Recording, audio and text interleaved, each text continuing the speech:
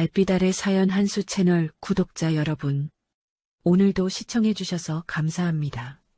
행복하고 즐거운 시간 되시길 바라며 오늘의 사연 시작하겠습니다. 설날 새벽 산자락에는 눈이 얇게 깔려 있었습니다. 바람이 뺨을 베듯 차갑게 불어왔죠. 해병대 중령 강혜리는 고향에도 부대에도 가지 않고 혼자 산으로 들어가고 있었어요. 주차장에는 가족 단위 차량들이 몇 대 서 있었지만 혜린의 차는 구석진 곳에 홀로 세워져 있었습니다. 사람들은 명절에 군인이 왜 혼자 산에 가느냐고 수군댔지만 혜린은 답하지 않았어요. 대답할 이유도 설명할 의무도 없었죠. 혜린에게 설날은 가족이 모이는 날이 아니었습니다. 사촌 여동생 강혜영이 사라진 날을 다시 세는 날이었어요. 15년 전 혜영은 고등학교 방과 후 학원에 간다며 집을 나갔습니다. 교복 치마를 손으로 매만지며 현관문을 나섰죠. 어머니가 저녁 먹고 가라고 했지만 혜영은 늦어요라고 말하며 계단을 뛰어내려갔어요. 분홍색 가방을 어깨에 메고 운동화 끈을 다시 묶으며 골목길로 사라졌습니다. 그날 이후 흔적이 끊겼어요. 경찰은 처음엔 가출로 분류했다가 나중에 실종으로 바꿨죠. 가족들이 울부짖으며 찾아도 동네방네 전단지를 돌려도 결국 단서 없음으로 종결 직전까지 갔습니다. 혜리는 그 종이 한 장이 사람의 생을 지워버리는 걸 견딜 수 없었어요. 군에 들어간 것도 특수수색대 교환훈련을 자원한 것도 결국엔 혜영의 실종을 사건으로 다시 꺼내기 위해서였죠. 이번 설날 혜리는 드디어 한 줄기 단서를 잡았습니다. 오래전 혜영의 휴대전화가 마지막으로 잡힌 기지국 근처에서 통일파 조직원으로 알려진 사내가 낡은 산장 주변을 드나든다는 제보였어요. 제보자는 익명이었죠. 목소리도 떨렸습니다. 중령님, 이번엔 진짜 같아요. 제가 직접 확인했습니다. 검은색 SUV 타고 일주일에 두세 번씩 올라가요. 혜리는 제보자를 완전히 믿지는 않았어요. 15년 동안 거짓 제보도 많았죠. 돈을 뜯어내려는 사기꾼도 있었고 관심을 끌려는 허풍쟁이도 있었습니다. 하지만 올해는 꼭 단서가 나올 것 같다는 이상한 감각이 15년 동안 잠들지 못하게 혜린을 끌고 왔어요. 혜린은 산길 입구에서 등산객 무리를 피해 다른 길로 우회했습니다. 지도에도 표시되지 않은 옛 임도였어요. 사람들이 밤에는 들어가면 안 된다고 수군대는 능선이었죠. 나무들이 빽빽하게 들어서 있었고 눈 쌓인 길은 미끄러웠습니다. 혜린은 군용 배낭도 군복도 아닌 평범한 등산복 차림이었어요. 검은색 패딩 안에는 얇은 방한복이 있었고 배낭 속에는 손전등과 비상식량 그리고 작은 호신용 도구가 들어있었죠. 별 13개 집안 막내딸이라는 말은 소문일 뿐이지만 혜린의 걸음과 시선은 군인 그 자체였습니다. 숨을 죽이고 발자국을 지우고 바람을 읽었어요. 나뭇가지가 흔들리는 방향, 눈이 쌓인 각도, 발자국이 남은 깊이까지 놓치지 않았습니다. 혜리는 걸으면서 주변을 관찰했어요. 나무에 묶인 노란 리본, 등산로 표시 깃발, 그리고 사람의 손때가 묻은 나뭇가지들. 누군가 이 길을 자주 다녔다는 흔적이었죠. 낡은 담배꽁초도 보였고 부서진 소주병 조각도 눈 속에 박혀 있었습니다. 혜린의 심장이 조금씩 빨리 뛰기 시작했어요. 긴장이 아니라 확신 때문이었습니다. 그리고 산장 아래에서 혜린은 봤어요. 사람들의 발길이 끊긴 곳에 세차 바퀴 자국이 눈 위로 선명하게 남아 있었습니다. 폭이 넓고 깊은 바퀴 자국이었죠. SUV급 차량이었어요. 타이어 패턴도 선명했습니다. 최근에 지나간 흔적이었죠. 어쩌면 오늘 새벽에 올라온 차일 수도 있었어요. 설날 새벽 이 산에 누가 올라왔는지 답은 너무 뻔했습니다. 혜린의 손이 무릎 위에서 잠깐 떨렸어요. 떨림은 추위 때문이 아니라 복수의 약속 때문이었죠. 혜린은 속으로 혜영의 이름을 한 번만 부르고 단독 수색을 시작했습니다. 산장으로 이어지는 오솔길에서 혜린은 일부러 자신을 노출했어요. 발소리를 크게 내며 걸었고 가지를 밟아 소리를 냈습니다. 뒤따라오는 발소리가 둘, 셋으로 늘어났어요. 눈 밟는 소리 위로 웃음이 섞였죠. 술 냄새가 바람을 타고 왔고 남자들의 말투는 가볍고 더러웠습니다. 야, 저기 여자 혼자 간다. 설날에 뭐하러 산에 왔대? 몸매 좀 봐라 같은 말들이 들렸어요. 혜리는 모른 척하지 않았습니다. 일부러 속도를 늦춰 그들이 가까이 오게 했죠. 상대가 자신을 얕보는 순간이 가장 위험하고 그 순간이 가장 약하다는 걸 알고 있었어요. 조폭 두목 신민찬이 먼저 앞을 가로막았습니다. 등산복 위에 두꺼운 패딩을 입고 있었고 손에는 막걸리병이 들려 있었어요. 얼굴은 술 기운으로 붉었고 눈빛은 흐릿했죠. 키는 170cm 정도였고 덩치는 제법 컸습니다. 옆에는 부하들이 둘러서서 구경하듯 웃고 있었어요. 민찬은 혜린을 위아래로 훑어보고 부하들에게 일부러 크게 말했습니다. 야, 설날에 혼자 산 타는 여자 봐라. 엉덩이 봐라, 엉덩이. 부하들이 깔깔 웃었어요. 민찬은 혜린의 뺨을 손등으로 툭툭 쳤습니다. 힘을 주지 않아도 그 행위 자체가 모욕이었죠. 주변 공기가 얼어붙었어요. 혜린은 그 자리에서 반응하지 않았습니다. 오히려 민찬의 손을 정확히 기억했어요. 손가락 마디, 은색 반지, 손등에 작은 흉터, 손목에 용 문신까지. 손톱 밑에는 때가 끼어 있었고 검지손가락에는 담배 자국이 있었습니다. 혜린이 움직이는 건 분노가 아니라 확인이었어요. 통일파 맞죠? 혜린의 목소리는 낮고 차갑게 깔렸습니다.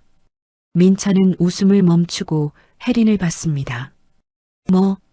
목소리에 경계심이 섞여 들어왔어요. 옆에 있던 부하들도 웃음을 거두고 혜린을 쳐다봤죠.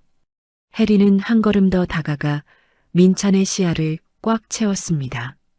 눈빛이 달라졌어요. 평범한 등산객의 눈이 아니었죠. 군인의 눈이었습니다. 민찬이 다시 손을 올리는 순간 혜린은 그 손목을 잡고 회전시켜 관절을 고정했어요. 비명소리가 나기도 전에 민찬의 몸이 무릎으로 꺾였습니다. 으악! 민찬의 입에서 비명이 터져나왔죠. 부하 하나가 황급히 달려들었어요. 혜린은 그의 팔꿈치를 밀어 균형을 무너뜨리고 눈길에 넘어뜨렸습니다. 쿵 소리와 함께 부하가 눈 위로 고꾸라졌죠. 다른 하나가 뒤에서 잡으려는 찰나 혜린은 몸을 낮추고 어깨로 밀어내며 거리를 만들었어요. 동작은 과하지 않고 짧았습니다. 싸움이 아니라 제압이었죠. 민찬이 이를 갈며 소리쳤어요. 너 뭐야? 미친년. 얼굴이 새빨개졌고 손목을 부여잡으며 몸을 일으켰습니다. 혜린은 가방에서 신분증을 꺼내 보이지 않게가 아니라 보이게 펼쳤어요. 해병대 중령 강혜린. 지금부터 당신들 언행, 이 자리, 내 눈에 다 기록됐습니다. 부하들의 얼굴이 순간 굳었습니다. 군인이라는 말에 굳는 게 아니라 혜린의 태도가 군인이라는 사실에 굳었죠. 민찬은 체면을 지키려 다시 웃어보려 했지만 손목이 떨렸어요. 술 기운이 조금 가시는 듯 했습니다. 혜린은 민찬의 귓가에 낮게 말했어요. 15년 전 여고생 하나가 사라졌어요. 강혜영. 그 이름 들어봤죠? 민찬의 눈동자가 아주 미세하게 흔들렸습니다. 순간적으로 눈을 깜빡였고 입술이 살짝 벌어졌죠. 혜린은 그 흔들림을 놓치지 않았어요. 그게 오늘의 첫 실말이었습니다. 민찬은 순간 표정을 바꾸고 능청스럽게 빠져나가려 했어요. 무슨 소리야, 미친나, 그런 거 몰라. 하지만 목소리에 힘이 없었습니다. 해리는 민찬의 주머니에서 떨어진 열쇠 꾸러미를 봤어요. 그중 하나에 산장 로고가 새겨져 있었습니다. 낡은 나무 열쇠고리에 백운산장이라는 글씨가 희미하게 남아 있었죠. 해리는 그 열쇠를 집어들어 민찬의 얼굴 앞에 흔들었어요. 설날에 왜 산장 열쇠를 갖고 있죠? 민찬은 대답 대신 입꼬리를 올렸습니다.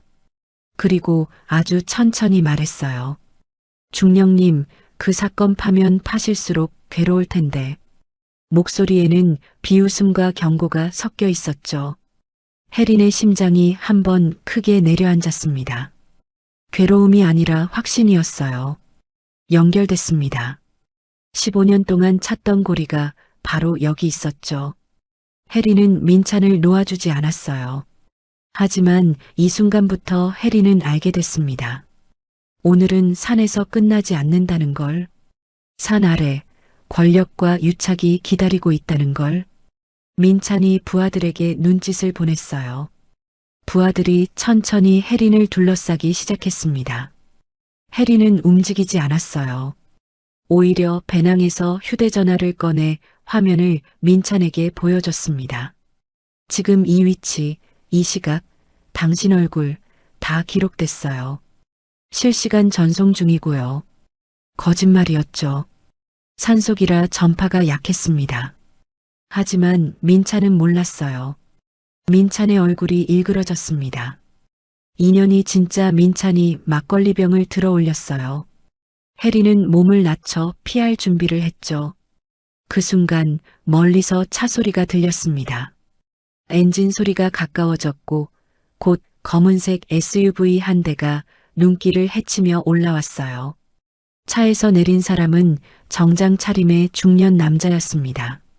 얼굴은 차분했지만 눈빛은 날카로웠어요. 민찬이 그 남자를 보자마자 표정이 바뀌었습니다. 형님, 민찬의 목소리가 작아졌죠.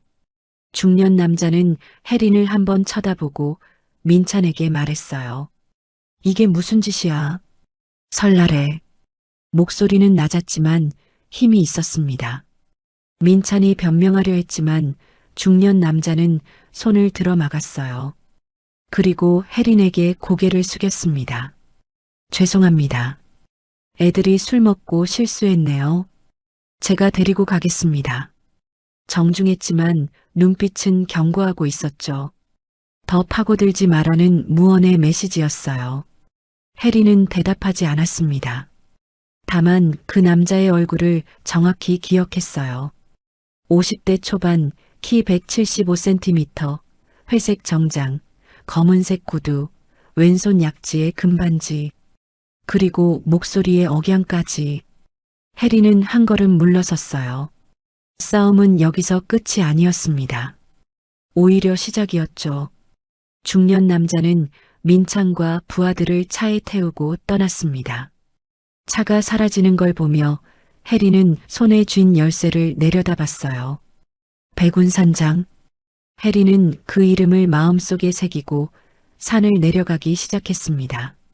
하지만 산 아래에는 이미 다른 복병이 기다리고 있었어요. 산 아래로 내려온 해리는 바로 신고하지 않았습니다. 증거를 더 확보하려 했죠. 그런데 산길 입구 근처에서 경찰차가 이미 기다리고 있었어요.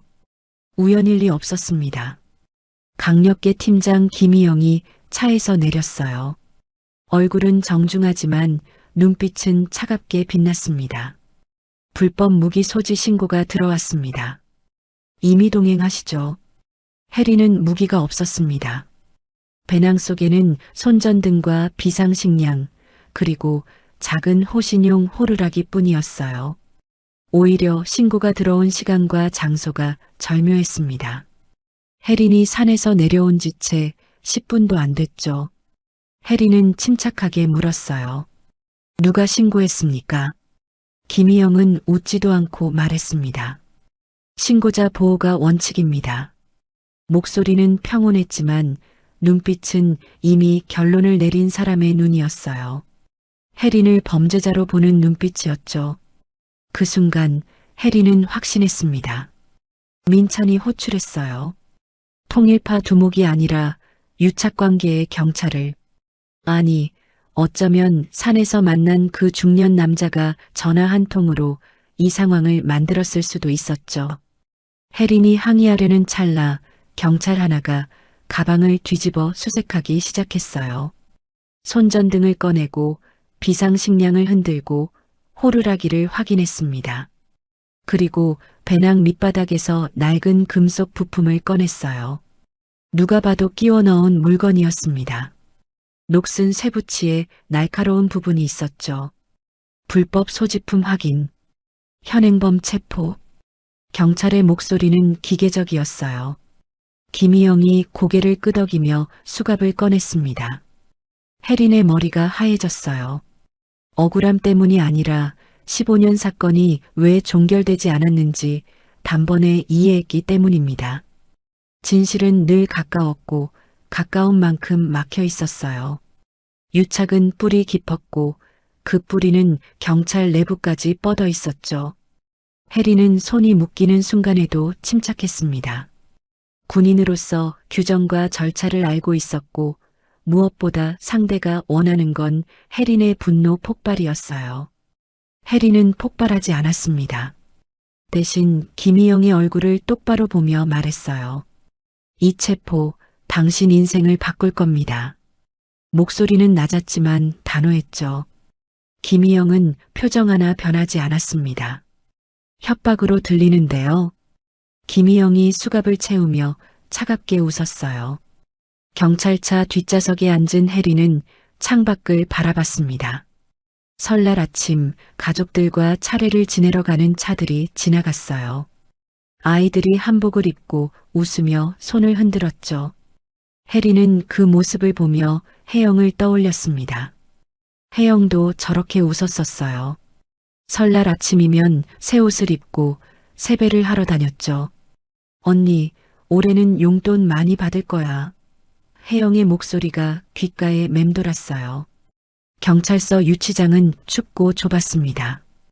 회색 벽, 차가운 바닥, 그리고 형광등 불빛. 혜린은 구석에 앉아 무릎을 끌어안았어요. 휴대전화는 압수됐고 시계도 빼앗겼죠. 시간이 얼마나 지났는지 알 수 없었습니다. 하지만 혜린은 초조하지 않았어요. 오히려 침착하게 다음을 계획했습니다. 혜린이 남긴 설날 산장 열쇠 사진과 위치 기록은 이미 군 내부 지정 연락망으로 넘어가 있었어요. 혜린은 혼자 움직인 게 아니었습니다. 혜린은 15년 동안 배운 규칙이 있었죠. 혼자 들어갈수록 기록은 밖으로 빼라. 산에 오르기 전 혜린은 신뢰할 수 있는 군 수사단 소령 김보영에게 메시지를 보냈어요. 오늘 백운산장 근처 수색. 만약 연락 끊기면 움직여주세요. 밤이 깊어갔습니다. 유치장 창문 너머로 별이 보였어요. 혜린은 그 별들을 보며 혜영을 생각했습니다. 혜영도 이런 밤하늘을 봤을까요? 두려웠을까요? 누군가를 원망했을까요? 혜린의 눈에서 눈물이 흘렀어요. 소리 없이 천천히. 새벽녘 경찰서 밖이 소란스러워졌습니다. 차 소리, 발소리, 그리고 무전기 소리. 김희영이 황급히 복도를 걸어가는 소리가 들렸어요. 뭐? 국방부 수사단이 왜? 김희영의 목소리에 당황이 묻어났죠.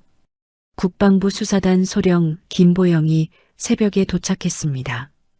김보영은 경찰서장에게 정중하게 말하지 않았어요. 군사사건의 관할을 명확히 하고 혜린의 신분과 당시 상황을 확인한 뒤 단번에 선언했습니다.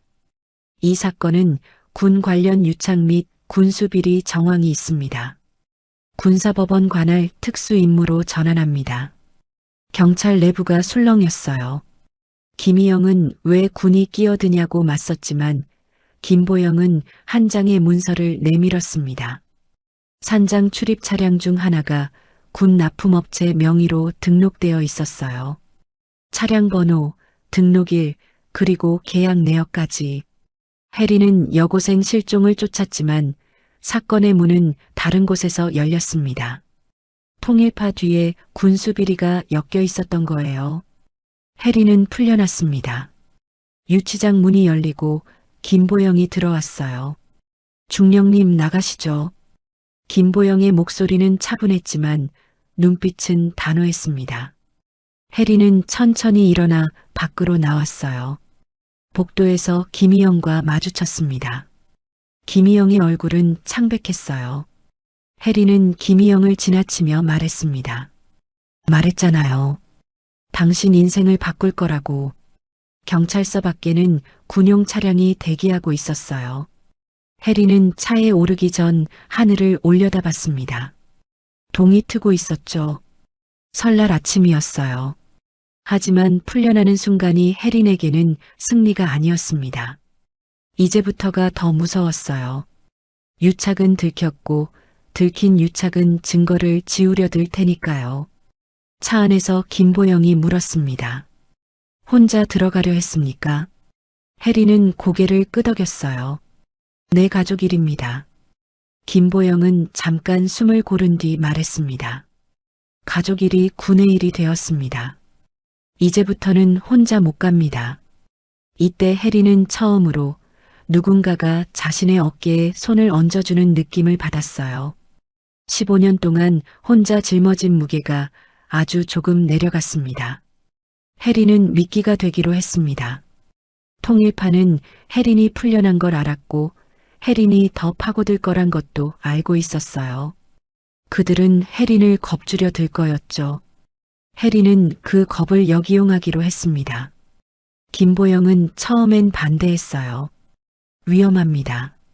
중령님 혼자 들어가는 건 안 돼요. 하지만 해린은 고집을 꺾지 않았습니다. 제가 아니면 안 됩니다. 그들은 저를 노리고 있어요. 그게 기회예요. 작전은 이틀 뒤로 잡혔습니다. 해리는 일부러 흔적을 남겼어요. 백운산 근처 식당에 들러 밥을 먹고 산장 가는 길을 물어봤죠. 식당 주인은 거기 왜 가려고 하냐며 말렸지만 해리는 등산하러 가는 거다라고 대답했습니다. 그 대화는 분명 누군가의 귀에 들어갔을 거예요. 통일파는 산 아래에도 사람을 심어놨을 테니까요. 그날 밤 해리는 군수사단 본부에서 장비를 점검했습니다. 초소형 카메라, 위치 추적기, 무전기. 김보영이 옆에서 지켜봤어요. 혹시 모르니 이것도 가져가세요. 김보영이 작은 호신용 스프레이를 건넸습니다. 해리는 고개를 저었어요. 무기는 안 가져갈게요. 그들이 의심할 수 있어요. 김보영은 한숨을 쉬며 말했습니다. 중령님, 제발 무리하지 마세요. 신호 보내면 바로 들어갑니다. 다음 날 새벽 해리는 다시 백운산으로 향했습니다. 이번엔 혼자가 아니었어요. 산 아래에는 특수수색대가 대기하고 있었고 드론이 상공을 맴돌고 있었죠. 하지만 해리는 혼자 걷는 것처럼 보여야 했습니다. 산길은 지난번보다 더 고요했어요. 새소리도 들리지 않았고 바람도 잦아들었죠. 불길한 고요함이었습니다. 산장 근처에 도착했을 때 해리는 문이 열려 있는 걸 봤어요. 지난번엔 닫혀 있었는데 누군가 해린을 기다리고 있다는 뜻이었죠. 해리는 심호흡을 하고 안으로 들어갔습니다. 산장 내부는 낡고 어두웠어요. 먼지가 쌓인 탁자, 부서진 의자, 그리고 곰팡이 냄새. 하지만 바닥에는 새 발자국이 있었습니다. 잘 오셨습니다, 중령님. 어둠 속에서 목소리가 들렸어요. 산에서 만났던 그 중년 남자였습니다. 정장 대신 검은 점퍼를 입고 있었고 손에는 손전등이 들려 있었죠. 제 소개가 늦었네요. 전 김태섭이라고 합니다. 목소리는 부드러웠지만 눈빛은 차갑게 빛났어요. 해리는 대답하지 않았습니다. 김태섭은 천천히 걸어 나오며 말을 이었어요. 15년 전 일 안타깝게 됐죠. 그 아이 혜영이라고 했나요? 김태섭이 혜영의 이름을 입에 올리는 순간 혜린의 주먹이 저절로 쥐어졌습니다. 김태섭은 그걸 보고 웃었어요. 화내지 마세요. 저도 원한 건 아니었어요. 그냥 일이 그렇게 된 거죠. 혜린은 목소리를 가다듬고 물었습니다. 혜영이가 어디 있죠? 김태섭은 고개를 가로저었어요. 여긴 없습니다. 하지만 궁금하시면 따라오시죠. 김태섭이 산장 뒤편을 가리켰습니다. 혜린은 따라갔어요. 산장 뒤편에는 폐광으로 이어지는 오래된 길이 있었습니다. 나무 계단이 썩어서 삐걱거렸고 난간은 부러져 있었어요. 김태섭은 손전등을 비추며 내려갔고 혜린도 뒤를 따랐습니다. 폐광 입구는 좁고 어두웠어요. 쇠창살이 부분적으로 부서져 있었고 안쪽에서 차가운 바람이 불어나왔죠. 조심하세요. 여기 오래됐거든요. 김태섭의 목소리가 메아리 쳤습니다. 혜린은 폐광 안으로 들어갔어요. 잠입은 영화처럼 화려하지 않았습니다. 발이 미끄러지고 숨이 턱에 차고 손끝은 감각이 사라질 정도로 차갑게 얼어붙었어요. 무전기에서 잡음이 들렸고 신호가 약해지기 시작했죠. 그 현실감이 오히려 공포를 키웠습니다. 폐광 깊숙한 곳에는 개조된 창고가 있었어요. 시멘트 벽, 철제 문, 그리고 형광등 불빛. 김태섭이 문을 열었습니다. 여기에요. 혜린은 안으로 들어갔어요. 창고 안에는 낡은 가구들이 쌓여 있었고 한쪽 벽에는 녹슨 철창이 있었습니다. 혜린은 그곳에서 오래된 냄새를 맡았어요. 곰팡이, 기름 그리고 사람이 오래 갇혀 있던 냄새. 혜린은 철창 근처로 다가갔습니다. 바닥에는 긁힌 자국이 있었고 벽에는 손톱으로 긁은 듯한 흔적이 남아 있었어요. 그리고 작은 글씨로 날짜들이 새겨져 있었습니다. 2011년 2월 5일, 2월 6일, 2월 7일 혜영의 필체였어요. 혜린은 눈을 감지 않았습니다. 눈을 감는 순간 무너질 것 같아서였어요. 손이 떨렸고 무릎에 힘이 풀렸죠. 혜린은 벽에 손을 짚고 버텼습니다. 혜영아, 혜린의 입에서 나지막한 목소리가 새어나왔어요. 창고 깊숙한 곳에서 혜린은 마침내 혜영의 죽음을 확인했습니다. 작은 나무 상자 안에는 혜영의 학생증과 머리끈, 그리고 처리 완료 2011년 2월 10일이라고 적힌 낡은 서류가 있었어요. 15년의 기다림이 한 장의 종이처럼 접혀 있었습니다. 혜린은 그 자리에서 울지 않았어요. 대신 이를 악물고 숨을 삼켰습니다. 김태섭이 뒤에서 말했어요. 이제 아셨으니 조용히 돌아가시는 게 좋을 겁니다. 혜린은 천천히 돌아섰습니다. 당신 죽여버릴 거예요. 그때 밖에서 발소리가 들렸습니다. 여러 명이었어요. 통일파가 혜린을 잡으러 온 거였죠. 혜린은 도망치지 않았습니다. 대신 무전기를 켜고 신호를 보냈어요. 보영, 지금. 무전기에서 잡음과 함께 대답이 들렸습니다. 알았습니다. 3분. 통일파 조직원들이 창고 안으로 몰려들어왔습니다. 5명이었어요. 모두 손에 쇠파이프나 강목을 들고 있었죠. 신민찬도 그 안에 있었습니다. 인연이 진짜 끝까지 가네. 민찬의 목소리에는 살기가 서려 있었어요. 혜린은 벽을 등지고 섰습니다. 도망칠 곳은 없었지만 혜린은 침착했어요. 3분만 버티면 됐죠. 중령님, 여기서 조용히 끝내면 안 될까요? 김태섭이 한숨을 쉬며 말했습니다. 군인이 이런 곳에서 사고로 죽는 거 어렵지 않아요. 혜린은 대답 대신 주변을 살폈어요. 창고 안에는 낡은 철제 선반, 부서진 의자, 그리고 녹슨 공구들이 널려 있었습니다. 무기로 쓸만한 것들이었죠. 민찬이 먼저 달려들었어요. 쇠파이프를 휘두르며 혜린의 머리를 노렸습니다. 혜린은 몸을 숙여 피하고 옆에 있던 의자를 집어들어 막았어요. 쾅 소리와 함께 의자가 부서졌죠. 혜린은 부서진 의자 다리를 움켜쥐고 민찬의 손목을 쳤습니다. 민찬이 비명을 지르며 쇠파이프를 떨어뜨렸어요. 다른 조직원 둘이 양쪽에서 달려들었습니다. 혜린은 한 명의 강목을 잡아채 비틀어 넘겼고 다른 한 명의 무릎을 걷어찼어요.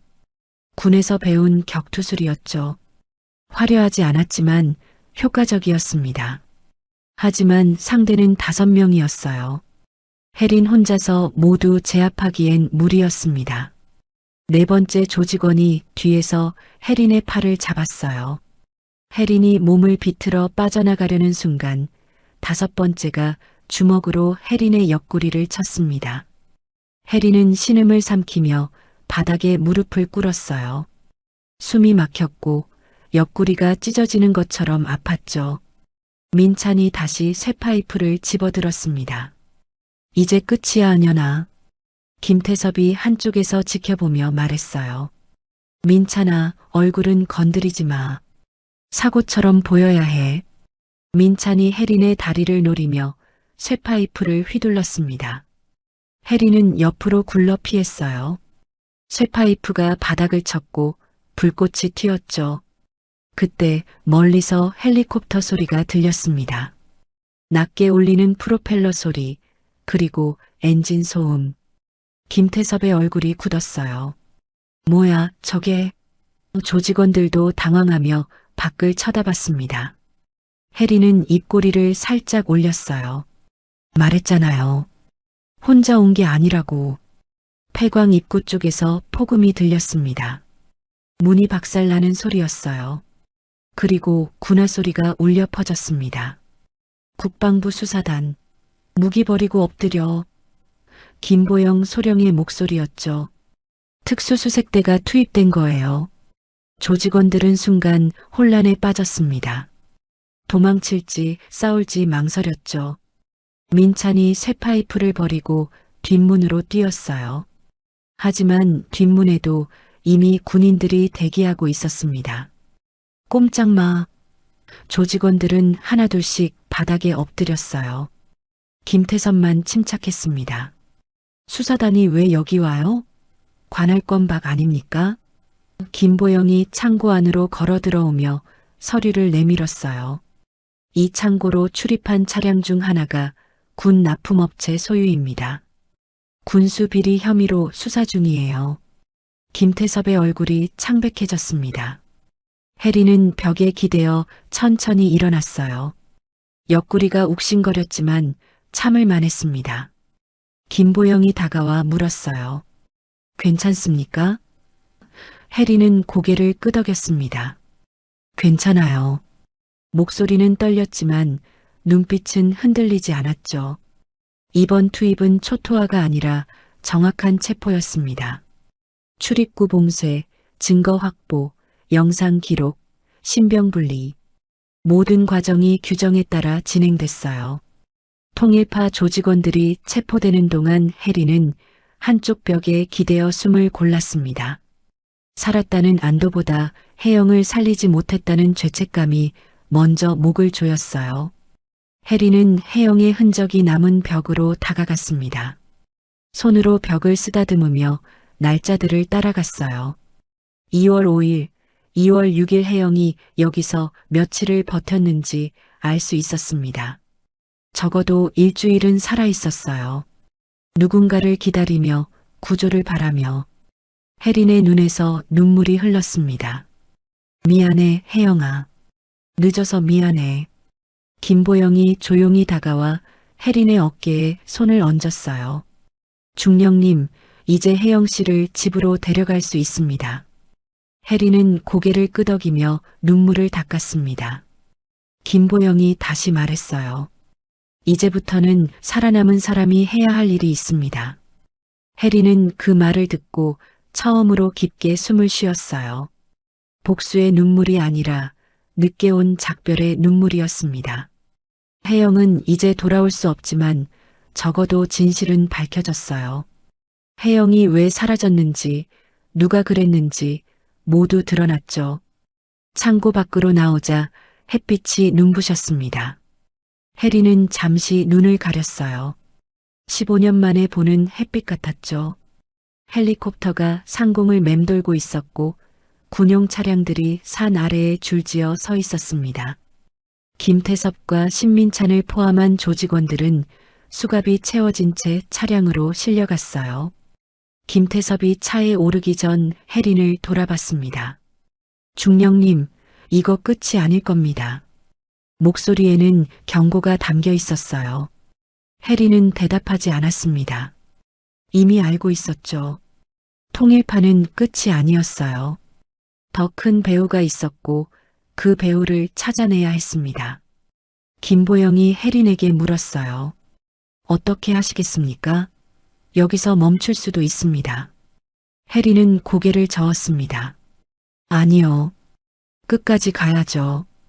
혜영이를 위해서라도. 김보영은 잠시 혜린을 바라보다 고개를 끄덕였어요. 알겠습니다. 함께 가겠습니다. 체포로 끝나지 않았습니다. 통일파는 얼굴이고 뒤에 더 큰 손이 있었어요. 수사단은 통일파 자금 흐름을 추적하기 시작했습니다. 압수한 장부, 통장 내역, 그리고 김태섭의 휴대전화에서 나온 통화 기록들. 김보영은 밤을 새워가며 자료들을 분석했어요. 혜린도 함께했습니다. 옆구리가 아팠지만 쉴 수 없었죠. 사흘째 되는 날 새벽 김보영이 뭔가를 발견했습니다. 중령님, 이거 보세요. 컴퓨터 화면에는 통장 이체 내역이 떠 있었어요. 통일파 계좌에서 정기적으로 돈이 빠져나가고 있었는데 받는 쪽은 페이퍼 컴퍼니였습니다.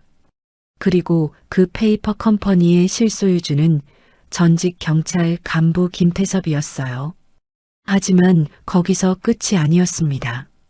이 페이퍼 컴퍼니에서 또 다른 곳으로 돈이 흘러갑니다. 김보영이 화면을 넘겼어요. 경비업체, 용역업체, 그리고 군 납품업체, 모두 김태섭이 퇴직 후 설립하거나 인수한 회사들이었죠. 김태섭은 퇴직 후 경비업체와 용역을 장악해 통일파에 힘을 실어주고 경찰 내부 라인을 관리한 인물이었어요. 더 충격적인 건 군 내부 일부가 군수계약을 빌미로 통일파 자금 세탁에 관여한 정황이 나온 거였습니다. 혜린은 서류를 보며 손이 떨렸어요. 군에까지 김보영이 고개를 끄덕였습니다. 네. 군수품 납품 계약서를 보면 정상 가격보다 30% 이상 부풀려져 있어요. 그 차액이 통일파로 흘러갔고 일부는 계약을 승인한 군 내부 인사에게 리베이트로 돌아간 것으로 보입니다. 혜린은 의자에 주저앉았어요. 이게 혜영이를 죽인 이유였나요? 김보영은 잠시 침묵하다 말했습니다. 아마도 혜영 씨가 우연히 뭔가를 봤을 겁니다. 15년 전 통일파가 처음 이 지역에서 사업을 시작할 때였어요. 혜영 씨 실종 날짜와 김태섭이 이 지역 경찰서에 부임한 날짜가 겹칩니다. 혜린의 눈에서 다시 눈물이 흘렀어요. 혜영은 그저 잘못된 시간, 잘못된 장소에 있었던 거였죠. 보지 말아야 할 걸 봤고 그래서 목숨을 잃었습니다. 혜린은 주먹을 쥐었어요. 다 끝장내야 합니다. 김태섭만이 아니라 그 뒤에 있는 사람들까지. 김보영은 혜린을 걱정스럽게 바라봤습니다. 중령님, 이건 조용히 군 안에서 정리할 수도 있습니다. 밖으로 폭로하면 군의 명예에도 타격이 가요. 혜린은 고개를 저었어요. 명예보다 진실이 먼저입니다. 혜영이는 명예 때문에 죽은 게 아니에요. 혜린은 선택의 기로에 섰습니다. 조용히 군 안에서 정리하면 혜영은 그냥 불운한 실종자로 남을 거예요. 세상은 진실을 모를 테고 비슷한 일이 또 일어날 수도 있었죠. 혜린은 그걸 견딜 수 없었습니다. 혜린은 결심했어요. 세상에 알려야 한다고. 일주일 뒤 해리는 기자회견을 열었습니다. 군인이 기자회견장에 서는 것 자체가 부담이었지만 해리는 군복을 입지 않았어요. 등산복도 아니었습니다. 단정한 검은 옷, 떨리는 손, 하지만 꺾이지 않는 눈빛. 기자회견장에는 수십 명의 기자들이 모였어요. 카메라 플래시가 터졌고 마이크들이 해린을 향해 쏟아졌죠. 해린은 단상에 섰습니다. 심호흡을 하고 준비한 원고를 펼쳤어요. 하지만 원고를 보지 않았습니다. 대신 카메라를 똑바로 바라보며 말했어요. 15년 전 한 아이가 사라졌습니다. 그 아이의 이름은 강혜영입니다. 오늘 저는 그 사건이 왜 단서 없음이었는지 말하겠습니다. 해린의 목소리는 처음엔 떨렸지만 점점 단단해졌습니다. 혜영이는 우연히 범죄 조직의 거래 현장을 목격했습니다. 그리고 그날 밤 납치됐어요. 범죄 조직 통일파는 혜영이를 폐광에 가뒀고 일주일 뒤 살해했습니다. 그리고 이 모든 과정에서 경찰과 군 일부가 유착되어 있었어요. 기자회견장이 술렁였습니다. 기자들이 손을 들어 질문을 쏟아냈죠. 증거가 있습니까? 군 유착이라니 구체적으로 누굽니까? 해리는 차분하게 대답했어요. 증거는 감정이 아니라 기록으로 쌓여 있습니다. 해리는 준비한 서류들을 공개했습니다. 산장 출입 차량 번호판, 군납계약서, 통화내역, 경찰 내부 결제 라인, 김태섭과 신민찬의 만남 기록. 모두 복사본이었지만 충분히 신빙성이 있었어요. 기자들은 서류를 받아들고 카메라에 담았습니다. 해리는 마지막으로 말했어요. 저는 군인으로서가 아니라 혜영이의 언니로서 여기 섰습니다. 이 나라에서 다시는 이런 일이 일어나지 않기를 바랍니다. 기자회견이 끝나고 해리는 단상에서 내려왔어요. 다리가 후들거렸지만 걸을 수 있었습니다. 김보영이 복도에서 기다리고 있었어요. 잘하셨습니다. 해리는 고개를 끄덕이며 물었습니다. 이제 어떻게 되나요? 김보영은 한숨을 쉬었어요. 폭풍이 올 겁니다. 하지만 중령님은 옳은 일을 하셨어요. 그날 저녁 뉴스는 해린의 기자회견으로 도배됐습니다. 15년 실종 사건, 경찰, 군 유착 드러나 강혜영 양사건, 권력형 범죄였다. 해병대 중령, 여동생 찾기 위해 15년 추적. 세상은 들끓었고 여론은 폭발했어요. 특히 실종 사건이 권력 유착으로 덮였다는 사실이 사람들의 분노를 끌어올렸습니다. 다음 날 청와대는 특별수사팀 구성을 지시했어요. 검찰과 경찰 그리고 군 수사단이 합동으로 수사에 착수했습니다. 김태섭은 구속됐고 관련된 경찰 간부들도 줄줄이 조사를 받았어요. 군 내부에서도 군수 비리에 연루된 인사들이 적발됐습니다. 해리는 수사에 적극 협조했어요. 증언하고 자료를 제출하고 필요하면 현장을 다시 찾아갔습니다. 힘들었지만 해리는 멈추지 않았어요. 이 폭로는 복수가 아니라 사회적 심판이 되고 있었죠. 재판은 길고 냉정했습니다. 첫 공판이 열린 날 법정은 사람들로 가득 찼어요. 방청객들, 기자들, 그리고 혜영의 가족들. 해린도 그 자리에 있었습니다. 검은 정장을 입고 머리를 단정하게 묶고 두 손을 무릎 위에 가지런히 올려놓았어요. 옆에는 혜영의 어머니가 앉아 있었습니다. 15년 동안 기다린 시간이 어머니의 얼굴에 주름으로 새겨져 있었죠. 신민찬이 법정에 들어왔습니다. 수갑을 찬 채 고개를 숙이고 예전의 건방진 모습은 어디에도 없었어요. 민찬은 방청석을 힐끗 보고는 시선을 피했습니다. 김태섭도 들어왔어요. 정장 차림이었지만 얼굴은 수척했습니다. 15년 동안 권력의 그늘 뒤에 숨어있던 사람이 이제 햇빛 아래 서 있었죠. 재판장이 입장했고 재판이 시작됐습니다. 피고인 신민찬, 김태섭에 대한 살인, 감금, 유기, 그리고 증거인멸 혐의에 대해 심리를 시작하겠습니다.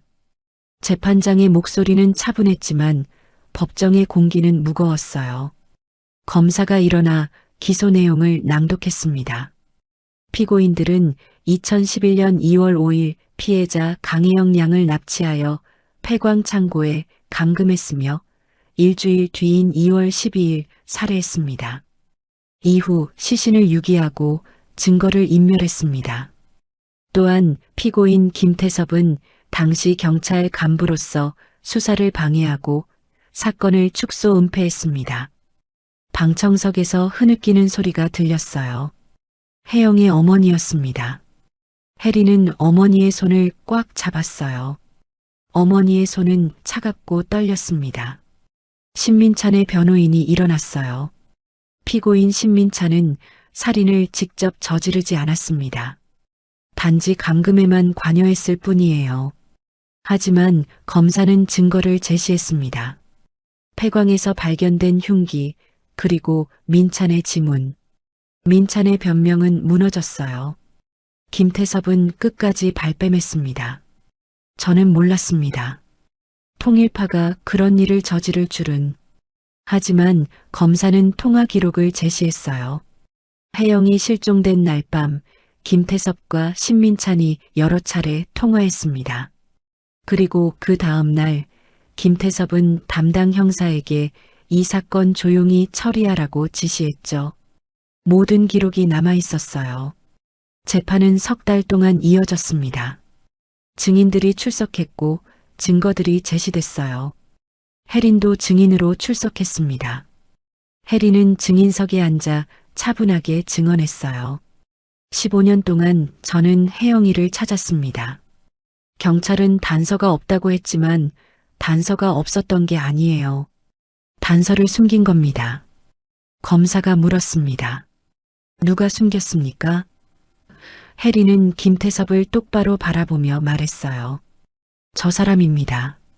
김태섭은 경찰 간부로서 수사를 막았고 증거를 인멸했습니다. 그리고 15년 동안 진실을 묻었어요. 김태섭의 변호인이 반박했습니다. 증거가 있습니까? 혜리는 고개를 끄덕였어요. 있습니다.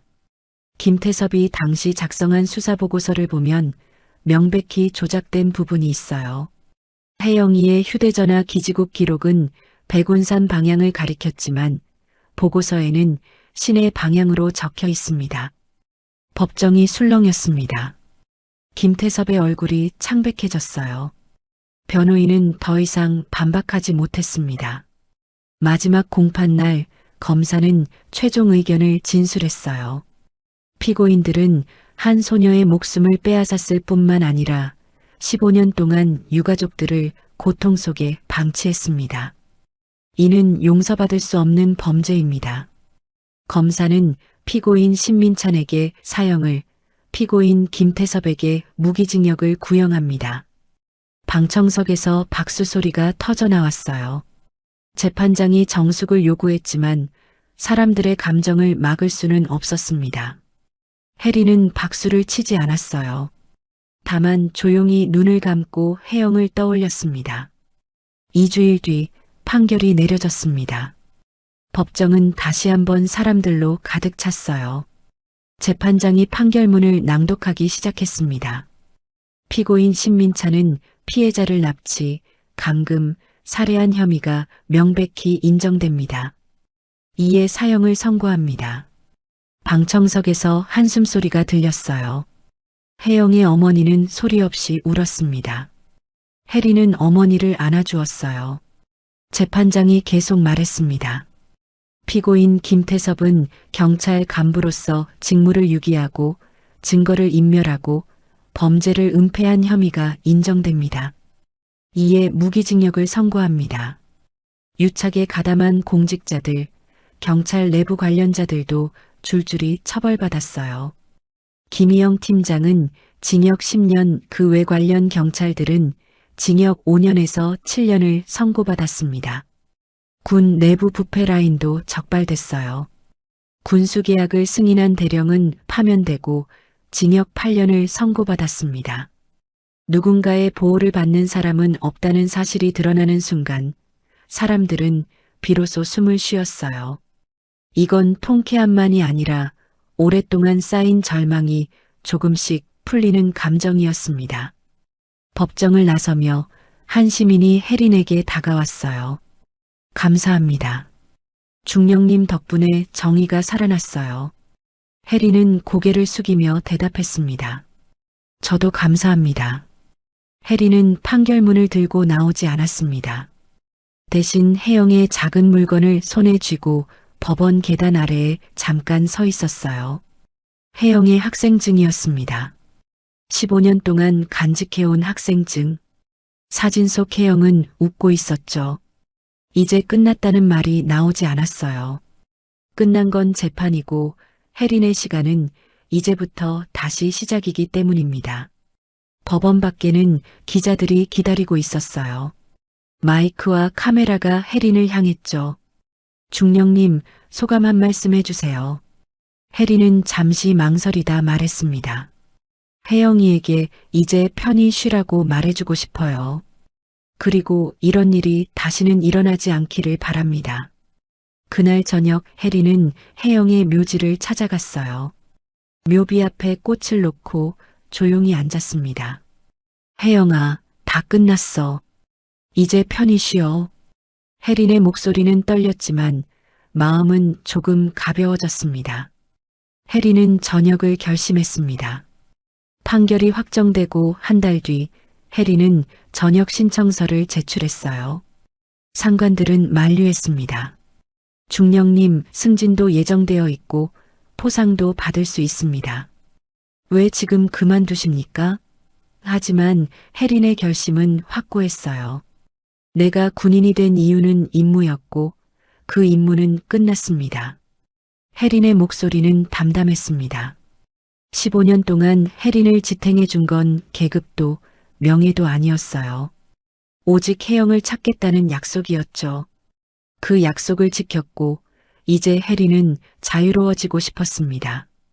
저녁식은 조용했어요. 화려한 의식도 많은 하객도 없었습니다. 다만 김보영 소령과 몇몇 동료들이 참석했죠. 김보영이 혜린에게 꽃다발을 건네며 말했어요. 중령님, 정말 수고 많으셨습니다. 혜린은 꽃다발을 받으며 웃었습니다. 소령님도요. 혼자였으면 못했을 거예요. 군복을 벗는 순간 혜린은 이상한 감정을 느꼈어요. 후회는 아니었습니다. 오히려 해방감에 가까운 느낌이었죠. 10년 동안 입었던 무게가 벗겨지는 기분. 혜린은 거울을 보며 사복 차림의 자신을 바라봤습니다. 낯설었지만 나쁘지 않았어요. 저녁 후 혜린은 고향으로 돌아가지 않았습니다. 대신 강원도 낙산사로 향했어요. 바닷소리가 들리는 절, 설날에도 사람들의 소원이 쌓이는 곳. 혜린은 그곳에서 화려한 참회나 특별한 기적을 찾지 않았습니다.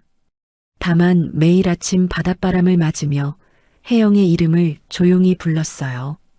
낙산사는 조용했습니다. 파도 소리, 바람 소리, 그리고 풍경 소리만 들렸죠. 혜린은 작은 암자 근처에 머물렀어요. 스님은 혜린에게 많은 걸 묻지 않았습니다. 편히 쉬다 가세요. 그 한마디면 충분했어요. 아침마다 혜린은 해돋이를 보러 갔습니다. 바다 위로 떠오르는 해를 보며 혜린은 혜영을 떠올렸어요. 혜영아, 오늘도 좋은 하루야. 처음엔 미안하다만 말했는데 이제는 고맙다도 말할 수 있게 됐습니다. 혜영아, 너 때문에 내가 포기하지 않았어. 너 덕분에 내가 여기까지 왔어. 낙산사에서의 생활은 단순했어요. 새벽에 일어나 산책하고 아침 예불에 참석하고 낮에는 전리를 도왔습니다. 마당을 쓸고 공양을 준비하고 낙엽을 모았죠. 손을 움직이는 동안 마음이 조금씩 비워졌습니다.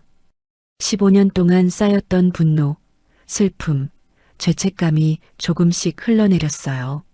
한 달쯤 지났을 때 해리는 스님에게 물었습니다.